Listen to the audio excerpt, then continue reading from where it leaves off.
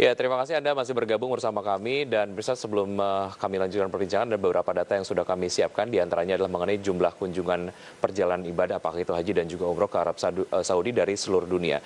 Di tahun 1440 Hijriah 7,5 juta pengunjung ataupun kunjungan, kemudian di 1439 Hijriah 6,8 juta, di 1438 Hijriah 6,5 juta, dan di 1437 Hijriah di 6,1 juta, dan di 1436 Hijriah di 5,7 juta jumlah kunjungan perjalanan ibadah ke Arab Saudi.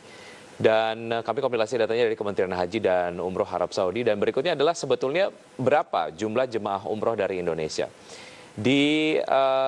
Secara tren kemudian ini menunjukkan peningkatan hingga tahun 1439 Hijriah sampai dengan 1 juta jemaah. Namun kemudian di tahun 1440 Hijriah angkanya menurun menjadi 974.650 jemaah.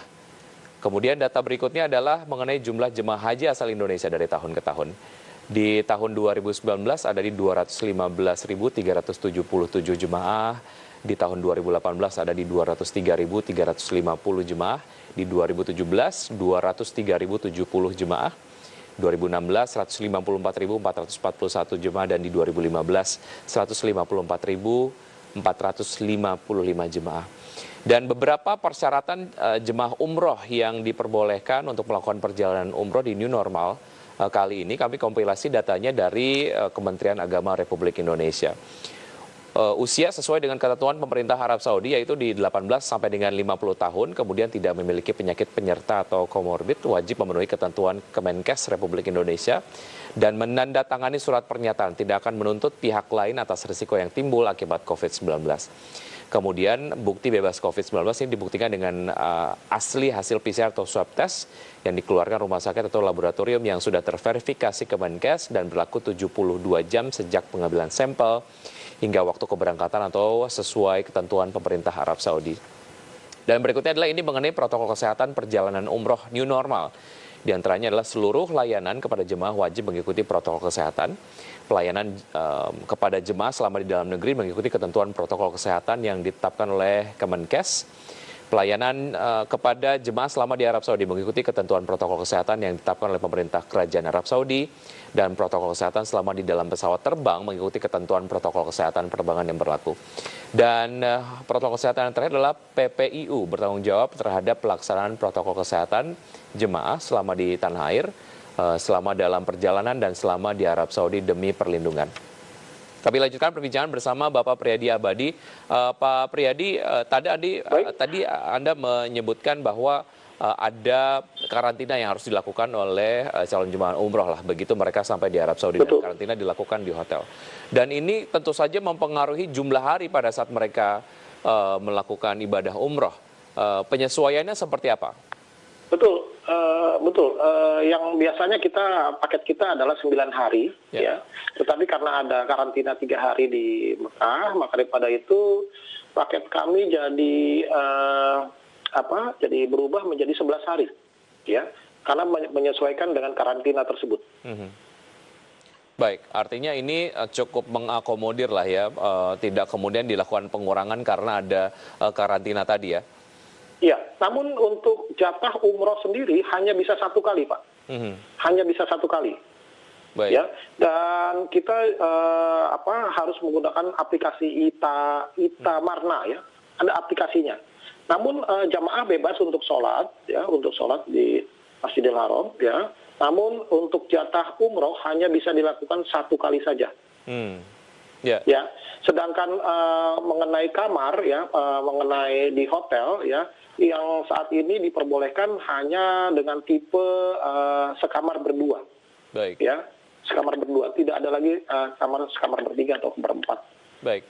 Ya, Pak Priadi, saya kemudian ingin mendapatkan gambaran yang lebih detail. Ketika misalnya, ya satu hal yang paling tidak diinginkan adalah terdapat katakanlah jemaah yang begitu sampai di sana dilakukan swab test, kemudian positif begitu ya hasilnya. Nah ini apa yang akan dilakukan? Langsung dipulangkan ataukah ada karantina lanjutan yang dilakukan di Arab Saudi atau seperti apa? Ya, saya juga masih menunggu informasi yang terkini ya dari teman-teman di sana ya. Tetapi informasi yang saya dapatkan sebelumnya, apabila ada jamaah yang terindikasi ya,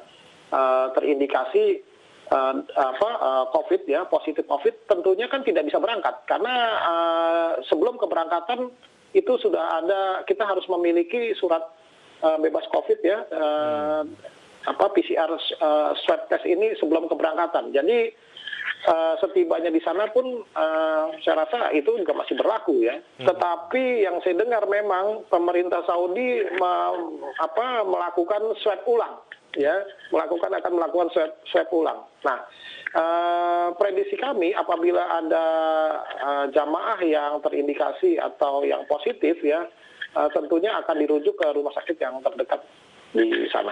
Baik, ya Pak Priadi, ini mengenai ketika seluruh rangkaian ibadah umroh sudah dilakukan, kemudian juga jemaah umroh sudah siap pulang katakanlah ke Indonesia. Sebelum pulang, apakah ada rangkaian tes yang juga dilakukan di sana atau begitu sampai di tanah air akan dilakukan tes, baru kemudian akan dikarantina lagi?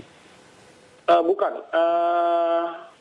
Sebelum kepulangan kita akan melakukan swab test kembali. Baik. Ya, karena itu salah satu persyaratan untuk kembali ke Indonesia. Ya, baik. Selama melakukan perjalanan ataupun ibadah umroh di sana, saya sempat membaca artikel bahwa tidak boleh berpencar, artinya harus tetap ada di satu rombongannya begitu ya. Nah ini demikian atau seperti apa Pak Priadi? Betul sekali. Jadi tetap dengan melakukan protokol kesehatan, yaitu menjaga jarak ya, dan tidak boleh lepas dari rombongan ya. Tidak boleh lepas dari rombongan, dan kita juga bisa lihat bersama ya pada layar TV kita ya, pada saat mereka jamaah umroh pada saat tawaf itu kan tidak boleh berdesak-desakan ya. Tetapi tetap dalam satu rombongan ya, tetapi mereka tidak boleh berdesakan. Baik, Pak Priadi, apa yang dilakukan agar jamaah umroh dari Indonesia pada saat melakukan rangkaian ibadah umroh di sana betul-betul mengikutilah protokol kesehatan yang sudah disepakati dan juga diatur? Ya, ini memang diperlukan kedisiplinan dari jemaah kita ya, agar semua rangkaian proses umroh ini bisa berjalan lancar. Karena kalau tidak disiplin, yang seperti saat ini terjadi, ada isu bahwa jemaah umroh kita jalan-jalan keluar hotel dan lain sebagainya, ini membuat pihak kerajaan Saudi Arabia meragukan dan akan melakukan swab test berikutnya ya. Nah ini tentunya akan berdampak ya, berdampak pada proses daripada umroh tersebut. Maka daripada itu semua peraturan ya, semua apa yang sudah ditetapkan harus diikuti dengan disiplin dan ditaati. Baik. Saya rasa begitu, Pak. Pak Priadi, dari sudut pandang penyelenggara perjalanan haji dan juga umroh, apa yang diharapkan lah? Apakah itu dari pemerintah ataupun mungkin dari calon jemaah umroh nanti? Ya tentunya kami bersyukur ya, alhamdulillah umroh sudah mulai dibuka, meskipun yang berangkat hanya baru teman-teman dari para pelaku travel ya, owner maupun teman-teman yang sedang survei. Namun kami berharap umroh bisa kembali normal ya, baik itu dari regulasi maupun dari biaya, sehingga para jamaah kita ini tidak diberatkan ya dalam segi biaya ya, yang mana sekarang tadi saya sudah sampaikan ada selisih yang cukup besar ya, lalu tentunya ada karantina dan lain sebagainya yang membuat ini perjalanan umroh ini menjadi lebih berat gitu ya.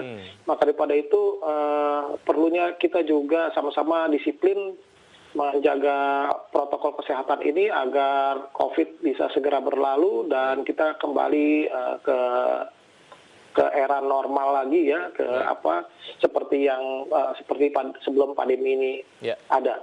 Ya, semoga perjalanan umroh di new normal kali ini dapat berjalan dengan lancar. Pak Priyadi, terima kasih sudah bergabung bersama kami di Market Review. Sukses selalu untuk Anda, sehat selalu. Assalamualaikum warahmatullahi wabarakatuh. Terima kasih. Assalamualaikum. Dan pemirsa, tetap di Market Review saja, kami akan kembali dengan perbincangan menarik lainnya.